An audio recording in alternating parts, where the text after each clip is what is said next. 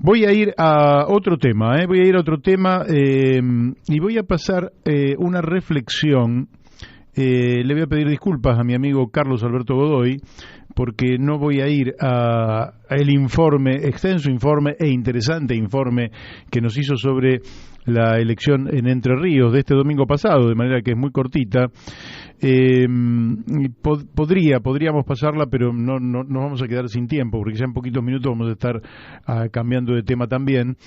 Y voy a ir a una reflexión bastante profunda que nos hace Carlos Alberto Godoy sobre este fenómeno histórico que es el fenómeno que transita a la Argentina, y que es el fenómeno del peronismo, que tiene tantas miradas, que tiene tantas interpretaciones, pero que fundamentalmente es un sentimiento del pueblo, un sentimiento de la gente por tener una vida nacional, un proyecto nacional, un futuro nacional, una esperanza nacional.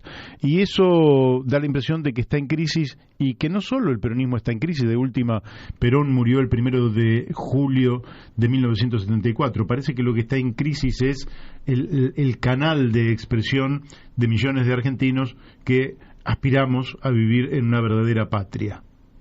El resultado electoral refleja no solo una circunstancia política, se está expresando un proceso en las bases sociales históricas del movimiento peronista, incluso en los sectores, no solo los sectores populares, sino también aquellos sectores medios ganados en los años 70, en las décadas del 70, donde hubo todo un sector de la población que no era peronista, hijos de familias peronistas, de familias antiperonistas, se hicieron peronistas. Hoy es al revés.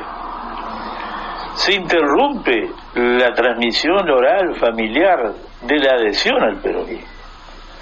Hijos y nietos, en este momento, de familias peronistas, no votan al peronismo. Parte de los votantes actuales revisan su adhesión. El núcleo social básico del peronismo se fisura y resquebraja. Esto no significa, por otro lado, que estén haciendo un nuevo movimiento popular.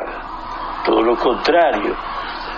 Un movimiento amplio no está en las estrategias de la izquierda, tampoco del centro izquierda, que históricamente tendió siempre a una estrategia de intentar inclinar al radicalismo hacia una posición socialdemócrata. En alguna medida, esas estrategias contribuyeron más bien a reforzar el bipartidismo y a conservar la estructura básica sociopolítica de apoyo del peronismo. Hay que observar a los sindicatos, que aún en su burocratismo y a pesar de la desindustrialización siguen teniendo un peso político-social importante. Hay que observar la acción política de los sindicatos fuera de la situación electoral, en las acciones de diálogo en el poder y con el Estado, con el gobierno. A pesar de la carta crítica de Cristina Kirchner, la política económica del gobierno de Fernández está basada en el ajuste del gasto público por reducción del poder adquisitivo de las jubilaciones, las asignaciones y los salarios públicos. Perdidas las elecciones, el gobierno se inclinará más a buscar satisfacer las exigencias del poder económico nacional e internacional. Es más o menos lo que yo pienso en resumen sobre la consecuencia en el horizonte próximo de estos resultados electorales. Bueno, ustedes lo han escuchado. Me parece que hay muchos elementos, muchas puntas muy interesantes en este análisis que hace nuestro amigo Carlos Alberto Godoy.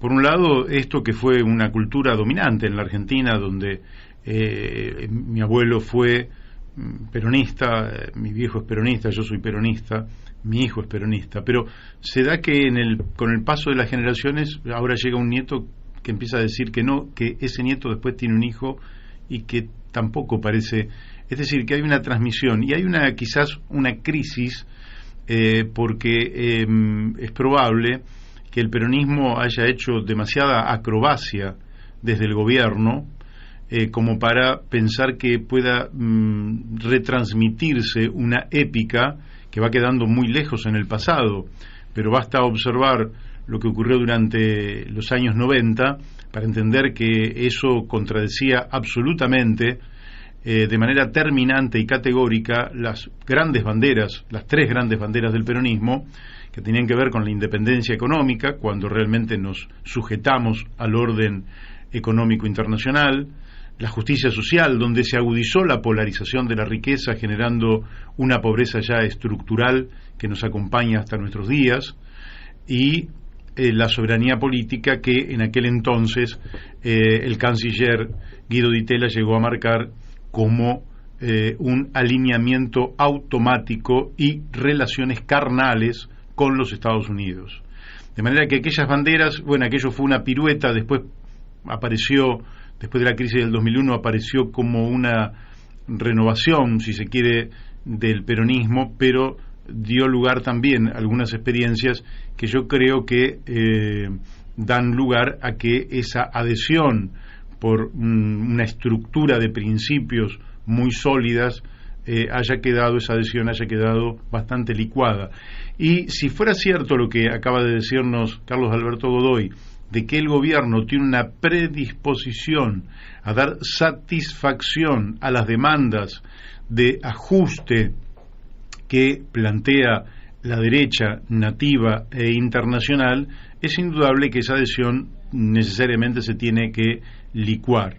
Y el gobierno hasta aquí ha elegido una política de ajustar salarios, asignaciones y jubilaciones para dar satisfacción a esa demanda que la derecha todo el tiempo está diciendo, todo el tiempo está hablando del déficit fiscal.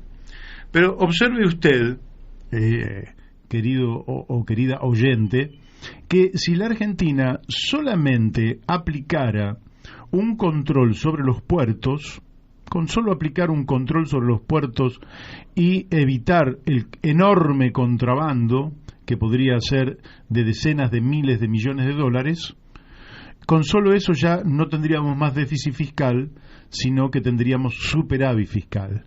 Es decir, que si tuviéramos un sistema tributario que con estas leyes y con estos impuestos, sin aumentar ningún impuesto a nadie, simplemente con esto, por lo menos por un año, simplemente por el próximo año, se dignara recaudar los impuestos que tiene que recaudar, nosotros pasaríamos de tener déficit fiscal a tener superávit fiscal. Sin embargo, la derecha avala la evasión, avala la elusión y avala el contrabando, cuando todo eso apunta a concentrar la riqueza en manos de sus mandantes. Por eso el problema del déficit fiscal en la Argentina es un problema justamente de voluntad política de hacer cumplir las leyes, pero aquí no se cumplen buena parte de los artículos de la Constitución Nacional y no se cumplen buena parte de las leyes cuando las leyes afectan al poder económico concentrado.